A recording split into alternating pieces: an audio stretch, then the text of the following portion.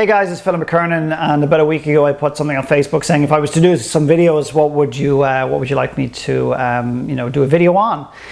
And there was one or two people who actually took the whole exercise seriously and asked me to do something on gratitude and holding a state of flow when you get to a point where you can actually even almost kind of connect with that space to begin with. Then you had all the smart asses ask me to do Gangnam Style and Van Halen and everything else, and nobody said shut up. So I'm assuming that these videos have still of some value to people. So I'm going to attempt to speak to one of those requests, and that is the whole notion of gratitude. And in fact, the lady said, can you speak to the power of gratitude? I think she said, and I think I'm a bit odd. Well, I know I'm a bit odd, I've realized that my oddness is actually my uniqueness. My oddness is my authenticity. My oddness is actually, to some extent, my gift, and I'm going to embrace the shit out of my oddness. So if my oddness offends you and pushes you away and makes your skin crawl, well, you know what, just don't watch the videos, just stay away from me, I think.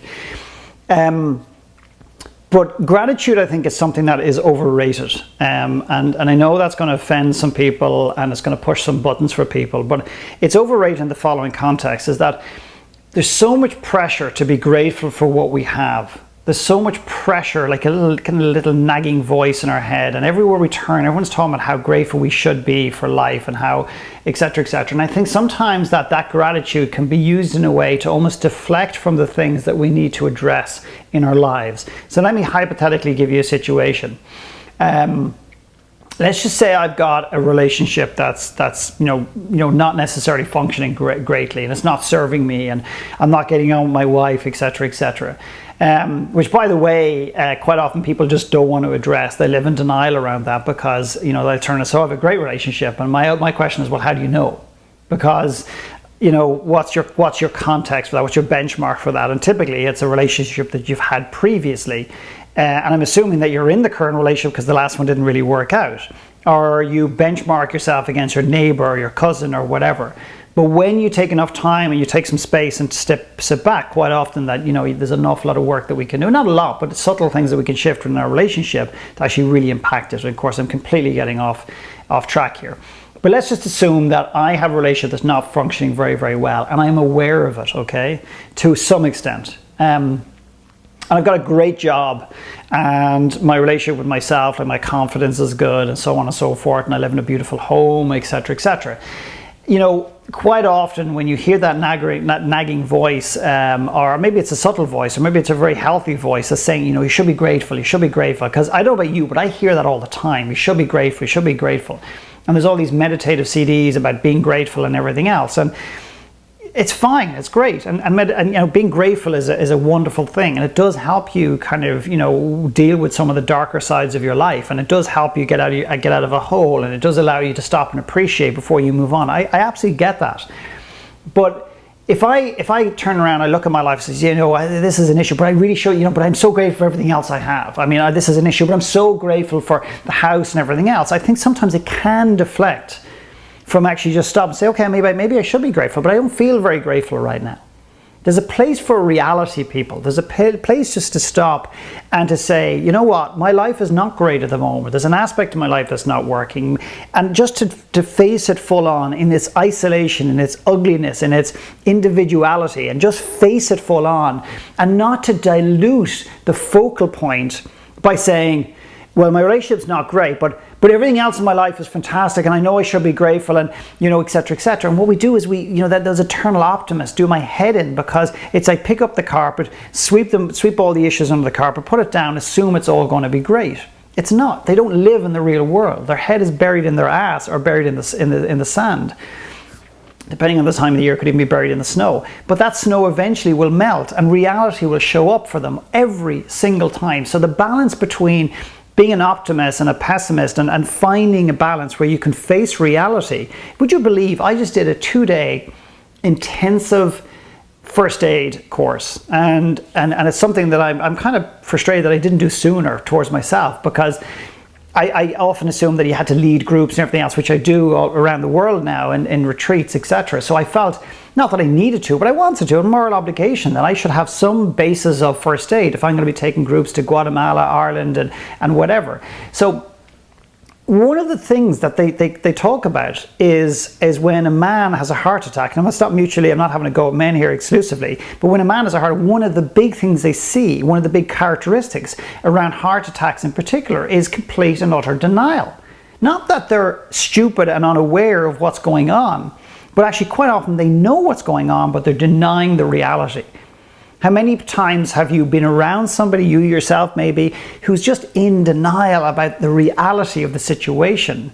I know they're scared and everything else. I know there's lots of rationale, but quite often we just don't face reality.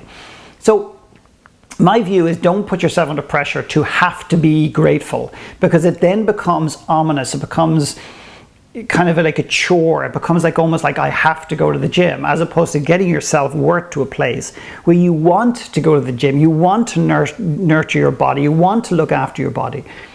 I think gratitude can be something that can be cultivated at a very subtle level. And the next thing I want to say about gratitude, okay, is that gratitude tends to be, and I can't speak for you, but tends to be, as I travel the world, and I've been around to a lot of countries, I've spoken in a lot of countries, I've worked with an awful lot of people in different countries.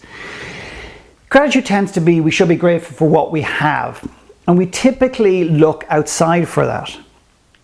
What about looking at yourself and saying, what about experiencing gratitude for you, for the person that you are, for the person that you've become, for the realities that you're facing, for the blind spots that you've become aware of, the ugly pieces that you're starting to accept. Talk about self-acceptance. You can never accept and fully accept who you are unless you start to fall in love with the parts that are ugly, and whether aesthetically or internally, emotionally, that you feel are ugly, and the good stuff as well. But what about being truly grateful for who we are? A client of mine, I have a little slogan I use sometimes called "Believe in You." And I have these t-shirts and it says "Believe in You." And I gave one to a client, and about 2 weeks ago we met, and he was saying that just that week he was wearing his "Believe in You" t-shirt, and his own father said, "I don't like your t-shirt." And he goes, "Why?" He said, "Because, you know, you shouldn't believe in yourself, you should only believe in God." And I'm not judging that person, because maybe they were conditioned to believe that themselves, and so on and so forth, but there has got to be a place to cultivate inner belief, inner self-worth, and in turn absolute self-acceptance over a period of time, where we can actually be grateful for who we are, the person we've become, the person we want to be, the shifts that we've made, the courage it takes to face the good, the bad, and the ugly of our existence. Trust me, people, you can't do that if you're too busy sweeping the shit under the carpet and pretending it's not there, and being too busy being grateful for everything. Like people who are over the top grateful, like, "Oh, I'm so grateful for my life is magic, it's great, look at the little dove that just flew by and the little butterfly that lands, my life is so fantastic." I don't buy it, guys. I don't buy it, because I've worked with too many people. I've worked with so many people who came to me, and generally they don't come because their life is so perfect, they don't need any help. And give me enough time with those people, you end up getting into some of the cracks that actually exist underneath it. So we can do this all day long, saying how grateful we are with our lives, but no one's life is that perfect. I've never met a person whose life is that perfect, who doesn't need to stop and face a little bit of reality now and again. So that's just some random thoughts on gratitude. I'm not knocking gratitude. I just think that sometimes we're using it in a way that doesn't necessarily serve us, and we're putting ourselves under pressure to be grateful for sometimes a life that doesn't serve us. So I'm asking you just to consider that, to challenge yourself with that. And the next part of that is, what about stopping being grateful for your home, your car, your husband, your wife, your dog, the goldfish, the baby, whatever it is, and start to be grateful for you, for the person that you are, because I promise you that is the most important gratitude that you will ever experience in your existence. And it is not arrogance.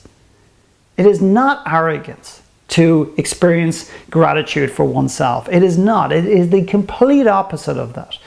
So give that a go and see how it goes. And I might not be saying it in the most compassionate way, because I kind of get fired up about this stuff, but trust me, I do give a shit, and hence the reason I'm doing this video. I don't do videos unless I feel something, and hopefully that'll give you something to consider, and enjoy the rest of your day. Take care.